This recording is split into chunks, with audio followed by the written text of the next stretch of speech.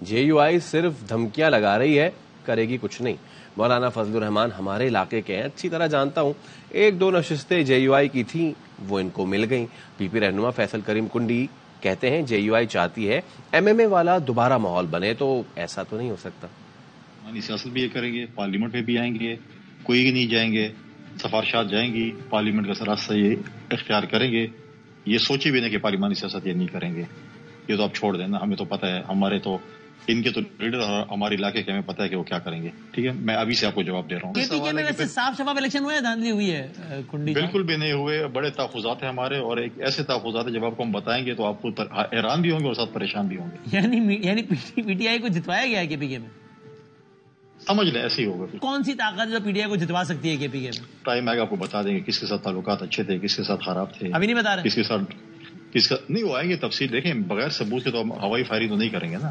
مولانا فضل الرحمان بیانات دے کر اپنا ریٹ بڑھا رہے ہیں۔ مینڈیٹ چوروں نے نواز شریف کو اپنا چیف چنا تھا، اس کا مینڈیٹ بھی چوری کر لیا۔ ایڈوکیٹ بابر اعوان کہتے ہیں اب جو وزارت عظمیٰ ہوگی اس کا چیف ایگزیکٹو مینڈیٹ چوروں کا سرغنہ ہوگا۔ ابھی میں نے مینڈیٹ تھیفٹ کا ایک اور کیس ابیر مقام والے حلقے میں جہاں لہو گرایا گیا معصوموں کا، اس میں بحث کر کے نکلا ہوں چیف جسٹس صاحب کے پاس۔ میں نے وہاں کہا کہ فرشتے بھی ان کا جھوٹ لکھ لکھ کے تھک گئے ہوں گے۔ جو مینڈیٹ تھیفس ہیں، انہوں نے مینڈیٹ تھیف چیف جو چنا تھا اپنا نواز شریف، اس کا مینڈیٹ بھی چوری کر لیا انہوں نے۔ وہ کہتے تھے کہ نواز شریف جیتا ہے، نواز شریف جیتا ہے۔ اب نواز شریف کدھر ہے؟ 6 دفعہ ان کے پاس چیف منسٹرشپ رہی ہے، 6ٹی دفعہ کے لیے ٹرائی کر رہے ہیں اب پرائم منسٹرشپ کے لیے۔ یہ جو وزارت عظمیٰ ہوگی، اس کا جو چیف ایگزیکٹو ہوگا وہ مینڈیٹ تھیف چیف ہوگا۔ جو ان کو ووٹ دے گا اور ان کو مسلط کرے گا وہ قومی مجرم ہوگا۔ مولانا ہے ریٹ بڑھا رہے ہیں۔ کچھ بھی ہو جائے اس حکومت کے ساتھ نہیں بیٹھوں گا، خدا کرے یہ حکومت اور پارلیمان نہ چلے۔ سوال ہی پیدا نہیں ہوتا کہ شہباز شریف مضبوط وزیر اعظم ہوں گے۔ چودھری شجاعت کے گھر مشاورت میں مجھے بلایا تک نہیں، سیدھے ہو جائیں ورنہ فیصلے میدان میں ہوں گے۔ یہ دوسری مرتبہ ایک بہت بڑا فراڈ ہے، انہوں نے مسترد کر دیا ہے۔ یہ حکومت تو چلے گی نہیں پھر 2 دن اگر آپ سڑکوں پہ آ گئے۔ خدا کرے نہ چلے، ہم نہیں چاہیں گے کہ ایسی حکومتیں چلے ملک۔ شجاعت صاحب کے گھر کے اوپر بیٹھک لگی، آپ کو بھی دعوت دی گئی تھی اس بیٹھک کے لیے؟ جس پارٹی کو ہم سمجھ رہے تھے کہ وہ ہماری بیسک الائی کے طور پر الیکشن ہم لڑیں گے، انہوں نے ہمیں حقارت کے ساتھ مسترد کر دیا۔ کہتے اب پنجاب میں حیثیت ہی نہیں ہے، شیر کے انسان پہ لڑو۔ اب ہم بڑے عزت والے ہو گئے ہیں اور رابطے بھی کر رہے ہیں۔ میں نے آج مسلم لیگ کو دعوت دی ہے کہ ہمارے ساتھ بیٹھا، ہم تو پھر بھی دوستی کا ادا کر رہے ہیں۔ آپ تو دوستی ہم PTI سے بھی کرنا چاہ رہے ہیں۔ ایک نظریے پہ متفق ہو جاتے ہیں تو کوئی بعید نہیں، لیکن جس ایجنڈے پر ہمیں اعتراض ہے کیا وہ ہمیں مطمئن کر سکیں گے؟ ایک دفعہ ہم نے پارلیمنٹ چھوڑ دیا پھر تو الیکشن گئے نا ہمارے جی، تو ہم ساری زندگی زرداری کی طرف جائیں گے۔ زرداری سب پر بھی واضح ہو، نواز شریف پر بھی واضح ہو، فارمیشن آف دا گورنمنٹ، یہ کوئی مسئلہ میرے نزدیک اب نہیں ہے۔ کچھ بھی ہو جائے میں اس نمائندگی کے ساتھ نہیں جاؤں۔ یہ حکومت مسائل کو حل کر پائے؟ سوال ہی پیدا نہیں ہوتا۔ شہباز شریف مضبوط وزیر اعظم بنتے دکھ رہے سوال ہیں؟ ہی پیدا نہیں ہوتا کہ مضبوط ہوں۔ اسلام آباد ہائی کورٹ نے NA 43 ٹانک اور NA 11 سوات سے متعلق درخواستوں پر فیصلہ محفوظ کر لیا۔ NA 43 ٹانک کے 6 پولنگ اسٹیشنز پر دوبارہ پولنگ کے خلاف درخواست پر اسلام آباد ہائی کورٹ نے فیصلہ محفوظ کیا۔ درخواست گزار داوڑ خان کنڈی کے وکیل نے دلائل دیے۔ فارم 47 کے اجرا کے بعد 6 پولنگ اسٹیشنز پر دوبارہ پولنگ کا حکم جاری ہوا۔ میرے موکل فضل الرحمان کے بیٹے سے جیت چکے ہیں، الیکشن کمیشن کا فیصلہ غیر قانونی ہے، کل عدم قرار دیا جائے۔ DG لا الیکشن کمیشن کا کہنا تھا اس حلقے سے متعلق بتایا گیا لوگوں نے ووٹ کاسٹ نہیں کیا۔ عدالت نے NA 11 سوات سے انجینئر امیر مقام کے کامیابی کے الیکشن کمیشن کے نوٹیفیکیشن کے خلاف درخواست پر بھی فیصلہ محفوظ کر لیا گیا۔ الیکشن کمیشن نے نواز شریف کی کامیاب امیدوار کا نوٹیفیکیشن روکنے کی استدعا مسترد کر دی۔ چیف الیکشن کمشنر سکندر سلطان راجہ کی سربراہی میں 2 رکنی بینچ نے NA 15 مانسہرہ میں نواز شریف کی انتخابی عذرداری پر سماعت کی۔ نواز شریف کے وکیل سماعت میں پیش نہ ہوئے۔ RO نے اپنی رپورٹ میں کہا حلقے کا نتیجہ فارم 45 کے مطابق مرتب کیا گیا ہے، جس پر الیکشن کمیشن نے نواز شریف کی جانب سے کامیاب امیدوار کا نوٹیفیکیشن روکنے کی درخواست مسترد کر دی اور ریٹرننگ افسر کو فارم 49 جاری کرنے کی ہدایت کر دی۔ نواز شریف کے وکیل تاخیر سے پیش ہوئے اور درخواست مسترد نہ کرنے کی استدعا کی تو الیکشن کمیشن نے نواز شریف کے وکیل کو دوبارہ درخواست دائر کرنے کی ہدایت کر دی۔ NA 15 مانسہرہ سے PTI کے حمایت یافتہ آزاد امیدوار شہزادہ گشتاسب خان نے کامیابی حاصل کی ہے۔ آگے بڑھیں گے۔ NA 15 مانسہرہ سے شہزادہ گستاسب کی کامیابی کا نوٹیفیکیشن روکنے کی درخواست پر سماعت۔ طاہر شہزاد ہمارے ساتھ موجود ہیں، ان سے مزید جانیں گے، بتائیے گا۔ جی بالکل 8 فروری کو ہونے والے انتخابات میں NA-15 سے نواز شریف کے مد مقابل تحریک انصاف کے جو ہمارے جاتا امیدوار تھے صدر اشتاف خان وہ 25,200 ووٹوں سے جیت چکے تھے، جن کا فارم 45 اور 47 جو ہے وہ RO آفس سے جاری کر دیا گیا تھا۔ تاہم نواز شریف کے داماد کیپٹن صفدر نے جو الیکشن کمیشن آف پاکستان میں رزلٹ روکنے کی درخواست دائر کی تھی، جس پر آج سماعت ہوئی اور سماعت کے دوران الیکشن کمیشن آف پاکستان نے نواز شریف کی جانب سے دائر کردہ درخواست کو خارج کرتے ہوئے RO کو ہدایت کی کہ وہ NA-15 مانسیرا سے صدر اشتاف خان کا فارم 45 جاری کرتے ان کی کامیابی کا نوٹس جاری کرے۔ ٹھیک ہے، بہت شکریہ آپ کا اپڈیٹ کرنے کے لیے۔ فردوس عاشق آوان کی پولیس اہلکار کو تھپڑ مارنے کے خلاف کیس کا فیصلہ محفوظ کر لیا گیا ہے۔ زاہد مشوانی ہمارے ساتھ موجود ہیں، ان سے مزید جانیں گے۔ زاہد، کب سنایا جائے گا فیصلہ؟ یہ فیصلہ محفوظ کر لیا گیا ہے۔ فردوس عاشق آوان نے الیکشن کمیشن میں تحریری معافی مانگ لی ہے اور الیکشن کمیشن میں تحریری جواب بھی انہوں نے جمع کرایا۔ ان سے استفسار کیا گیا الیکشن کمیشن کی طرف سے۔ ممبر سندھ نے کہا کہ آپ کون ہوتی ہیں قانون ہاتھ میں لینے والی؟ تو انہوں نے کہا، فردوس عاشق آوان کا کہنا تھا کہ میرے حلقے میں 381 پولنگ اسٹیشن تھے اور یہ واقعی کہیں اور جو ہے نہیں ہوا، اور اس پولنگ اسٹیشن پر تھپے لگ رہے تھے، عجیب سا ماحول تھا اور جو ہوا غلط ہوا، اس پر میں معافی مانگتی ہوں۔ قانون کا کام تھا مجھ پر تحفظ دیتا اور ہجوم مجھ پر مجھے ہراساں کر رہا تھا اور پولیس تماشائی بنی ہوئی تھی، لیکن میں معذرت کرتی ہوں۔ انہوں نے کہا کہ یہ آپ سے توقع نہیں تھی، الیکشن کمیشن کے ممبران کی طرف سے کہا تھا، ہم ان کی معذرت کے بعد الیکشن کمیشن نے اس پر فیصلہ محفوظ کر لیا۔ جی ٹھیک ہے، بہت شکریہ آپ کا۔ 3 سال سے لاپتہ سندھ پولیس ملازم سے متعلق درخواست پر سندھ ہائی کورٹ نے تفتیشی افسر سے پیش رفت رپورٹ طلب کر کے سماعت 19 مارچ تک ملتوی کر دی۔ درخواست گزار نے بتایا کہ تفتیشی افسر کا بار بار تبادلہ کیا جا رہا ہے، کوئی پیش رفت نہیں ہو رہی۔ میرا بیٹا سید خرم شاہ سندھ پولیس کا ملازم تھا، 3 سال پہلے سفورہ سے لاپتہ ہوا تھا، اب تک نہیں معلوم کہاں ہے۔ عدالت نے تفتیشی افسر سے استفسار کیا کہ شہری کی بازیابی سے متعلق کیا رپورٹس ہیں، جس پر تفتیشی افسر نے کہا کہ حال ہی میں میرا تبادلہ ہوا ہے، کیس کی تحقیقات جاری ہیں، شہری کو کون کیوں لے گیا اب تک پتہ نہیں چل سکا، نہ چشمدید گواہ ہے۔ Additional IG MI special branch اور دیگر محکموں کو خطوط لکھے ہیں۔ سندھ ہائی کورٹ نے تفتیشی افسران کے بلا جواز تبادلے کرنے سے روک دیا۔ 16 افغان خواجہ سراؤں کو وطن واپس بھیجنے کے خلاف دائر درخواست پر سماعت۔ پشاور ہائی کورٹ نے افغان خواجہ سراؤں کو ہراساں نہ کرنے کا حکم دے دیا۔ عدالت نے استفسار کیا، کیا یہ غیر ملکی نادرا کے پاس رجسٹرڈ ہیں؟ غیر ملکیوں کو وہ حقوق حاصل نہیں ہوتے جو ملک کے شہریوں کو حاصل ہوتے ہیں۔ اگر غیر ملکیوں کے پاس ویزا ہے اور وہ ایکسپائر نہیں تو پھر تو پاکستان میں رہ سکتے ہیں۔ پشاور ہائی کورٹ نے رجسٹرڈ افغان مہاجرین خواجہ سراؤں کو تنگ نہ کرنے کی ہدایت کر دی۔ عدالت نے افغان خواجہ سراؤں کی ریٹ پٹیشن افغان گلوکارہ کیس کے ساتھ کلپ کر دی۔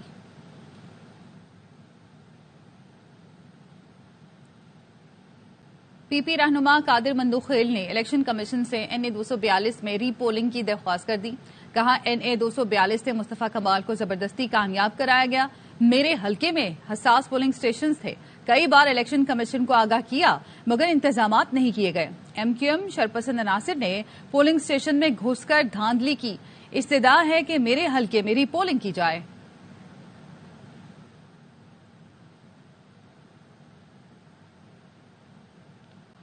NA-128 سے اون چودھری کی کامیابی کا نوٹیفیکیشن کالعدم قرار دینے کی درخواست پر سماعت ہوئی۔ اسلام آباد ہائی کورٹ نے سلمان اکرم راجہ کی درخواست پر سماعت میں 2 بجے تک وقفہ کر دیا۔ چیف جسٹس ہائی کورٹ نے پوچھا، لاہور ہائی کورٹ نے درخواست گزار کو نوٹس جاری کر کے کنسالیڈیشن کا حکم دیا تو کیا ایسا ہوا؟ جس پر DG لا الیکشن کمیشن نے کہا کہ یہ میرے علم میں نہیں ہے، میں معلوم کر کے بتا سکتا ہوں۔ چیف جسٹس عامر فاروق نے کہا کہ ارشد صاحب جسٹ ریلیکس، آپ کو پانی چاہیے، آپ کمیشن سے ہدایت لے لیں، پھر اس کیس کو 2 بجے کے بعد رکھ لیتے ہیں۔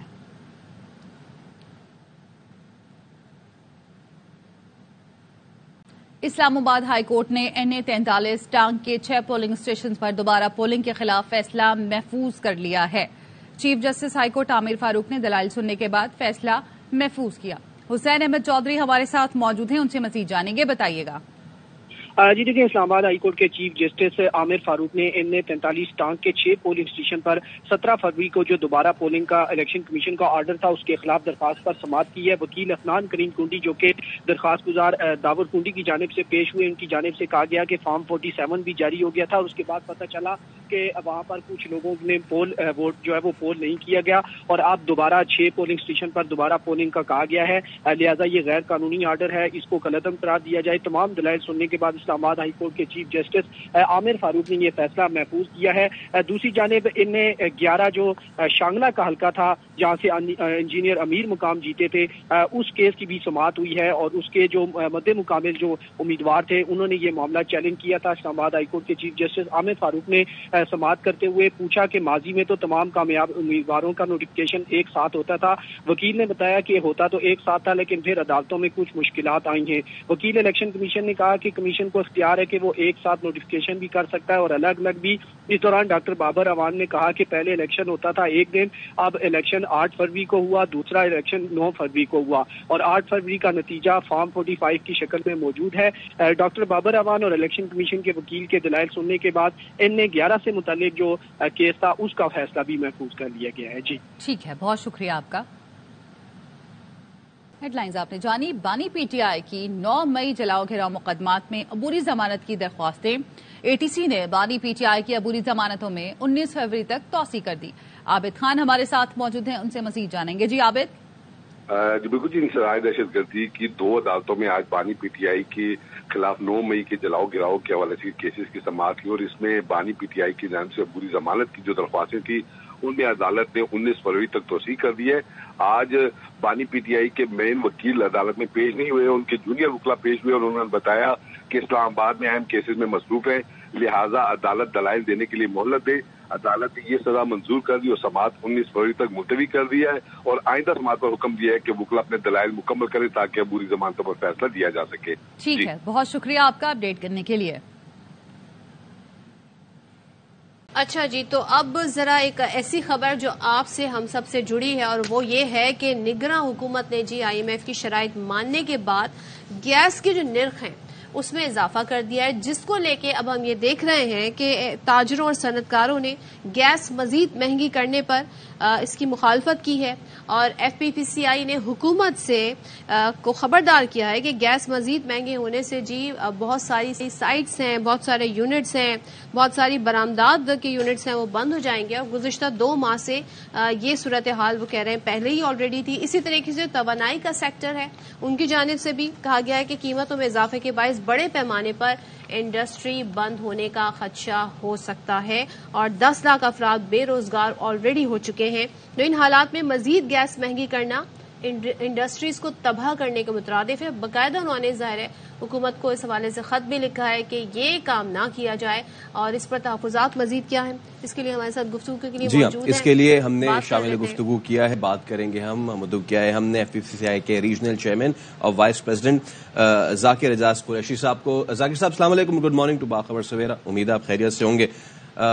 ہم ذکی صاحب ہمیں بتائیے گا کہ کیا سچویشن ہے اور خاص طور پہ بڑی ہی الارمنگ قسم کی یہ اسٹیٹ سامنے آئی ہے کہ مزید انڈسٹریز بھی بند ہو سکتی ہیں اگر اسی طرح معاملات چلتے رہے تو۔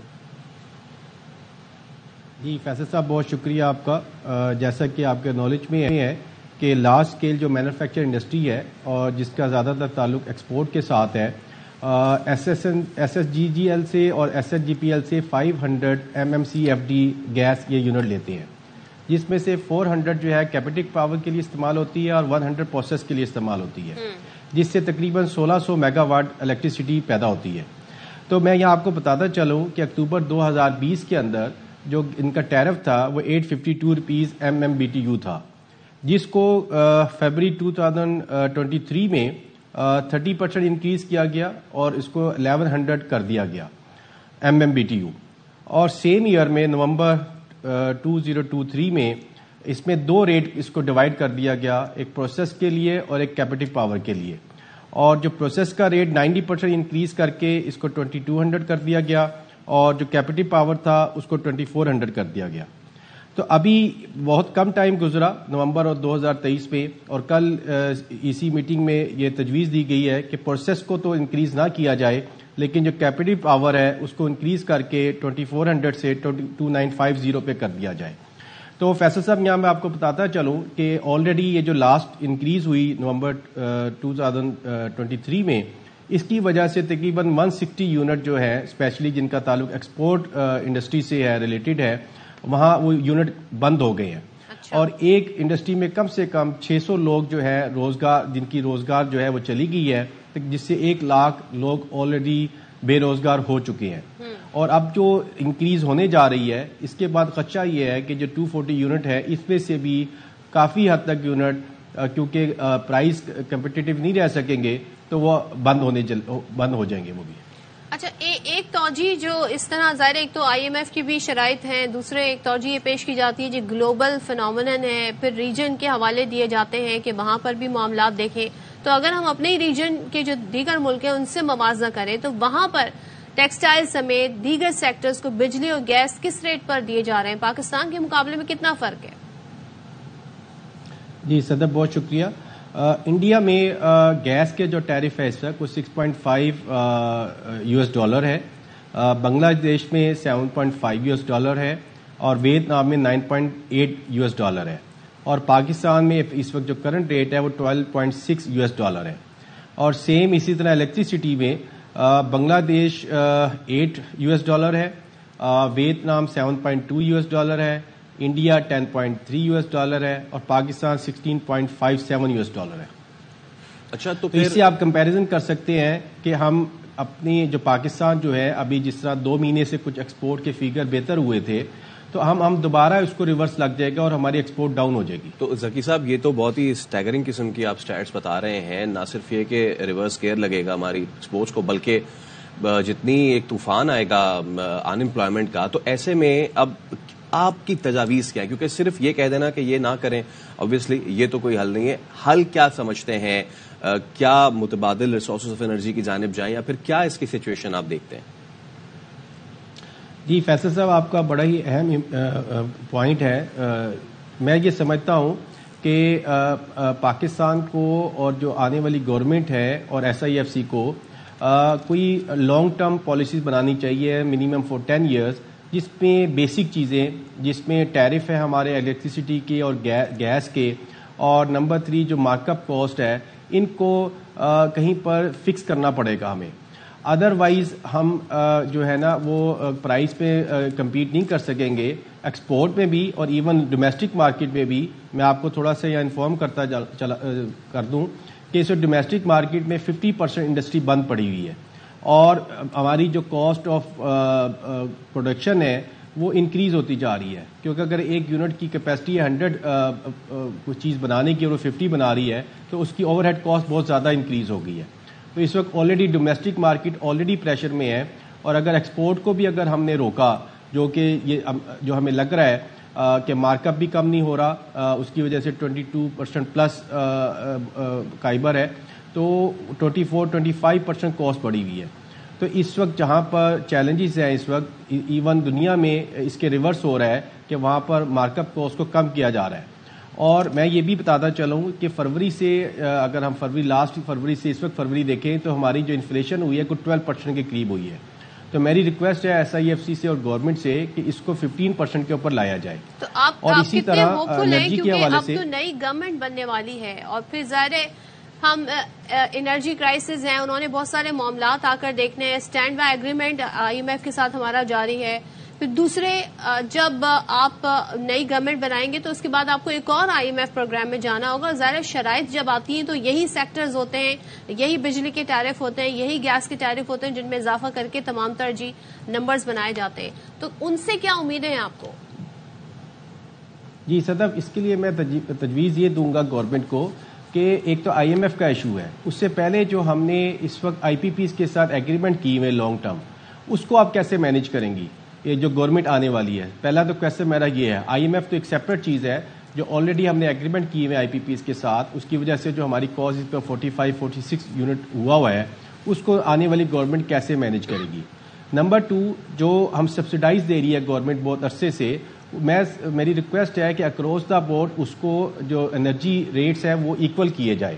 فار ایگزامپل ڈومیسٹک کو بھی بہت کم ریٹ دیا گیا پاسٹ کے اندر اور کچھ اور انڈسٹریز کو اسپیسیفک انڈسٹریز کو بہت کم ریٹ دیے گئے اور اس کا برڈن دوسری انڈسٹری نے بیئر کیا.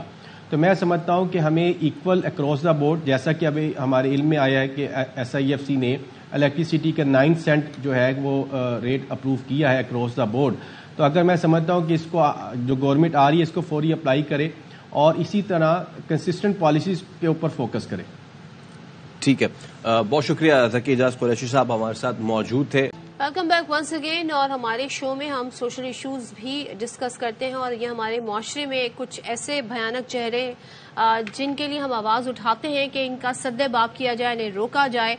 دادو میں ایسا واقعہ پیش آیا ہے، وہاں پر کمسن بچے پر تشدد کیا گیا ہے اور سوشل میڈیا پر ویڈیو وائرل ہوئی. ظاہر ہے ہم نے اس کو بلر کیا ہوا ہے، جبکہ اس کے بعد پولیس حرکت میں آ گئی ہے اور تشدد میں ملوث جو ملزمان ہیں انہیں گرفتار کر کے گزشتہ روز ہی بتایا گیا ہے کہ مقدمہ درج کیا گیا ہے.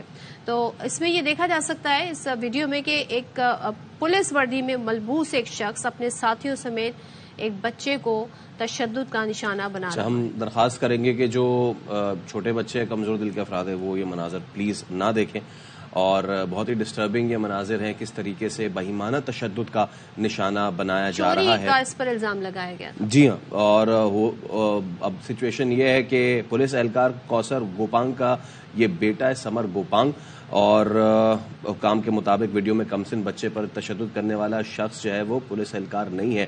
تو ہمارے نمائندے ولی محمد بلوچ ہمارے ساتھ موجود ہیں، ہم ان سے بات کرتے ہیں. ولی محمد، ویڈیو میں دیکھا جا سکتا ہے کہ یہ پولیس وردی میں ملبوس شخص ہے، پولیس اس کو جو ہے وہ یکسر اس کی نفی کر رہی، تو کیا حقیقت ہے اس کہانی کی؟ جی، یہ دادو میں جو واقعہ ہوا ہے کہ نوجوان اسرار خیال 4 روز قبل موٹر چوری کرنے کے الزام میں اس کو مولے کے مکینوں نے پکڑا اور پولیس وردی میں جو ایک شخص کھڑا ہے اس کے سامنے اس کو بدترین تشدد کا نشانہ بنایا، اس کو شدید زخمی کر دیا. جب تک اس کارروائی کوئی بھی اس کے جو ملوث افراد ہیں ان کے خلاف نہیں ہوئی، جب یہ ویڈیو وائرل ہوئی ہے اس کے بعد پولیس جاگی ہے اور پولیس کا کہنا ہے کہ انہوں نے 8 افراد کے خلاف مقدمہ درج کیا ہے، جس میں 5 نامینیٹ ملزمان ہیں اور 3 نامعلوم ہیں. ان میں سے 2 جو ملزمان ہیں حسیب سولنگی اور ذوالفقار سولنگی، پولیس کا دعویٰ ہے کہ اس کو ہم نے گرفتار کر لیا، جبکہ پولیس کی جو وردی پہنے ہوئے شخص ہے پولیس کا کہنا ہے کہ یہ پولیس اہلکار کا بیٹا سمر ہے جس نے ٹی شرٹ پہنی ہوئی تھی اپنے باپ کی. اس پولیس اہلکار کوثر گوپانگ کو سزا کے طور پر کوارٹر گارڈ کر دیا گیا ہے، جبکہ متاثرہ لڑکے کی دادی کے مدیت میں 5 نامزد ملزمان اور 3 نامعلوم ملزمان کے خلاف مقدمہ درج کر دیا گیا ہے. پولیس ابھی تک تفتیش کری ہے. تاہم جس پولیس وردی میں شخص نظر آ رہا ہے اس کو ابھی تک پولیس نے کارروائی نہیں کی ہے اور وہ ابھی تک پولیس کارروائی سے جو مغرا ہے. جی ٹھیک ہے، ولی محمد بلوچ آپ اس حوالے سے ہمیں اپڈیٹ کر رہے تھے، تو امید کرتے ہیں کہ یہ معاملہ جو ہے وہ ضرور اپنے منطقی انجام تک پہنچے. اور جس طریقے سے ٹوسٹ آیا ہوا ہے کہ پولیس وردی میں ملوث اہلکار، تو اس پہ ہمارے نمائندے نے بتایا کہ وہ کوئی پولیس اہلکار نہیں ہے بلکہ پولیس اہلکار کا بیٹا ہے جو یہ حرکت کر رہا ہے.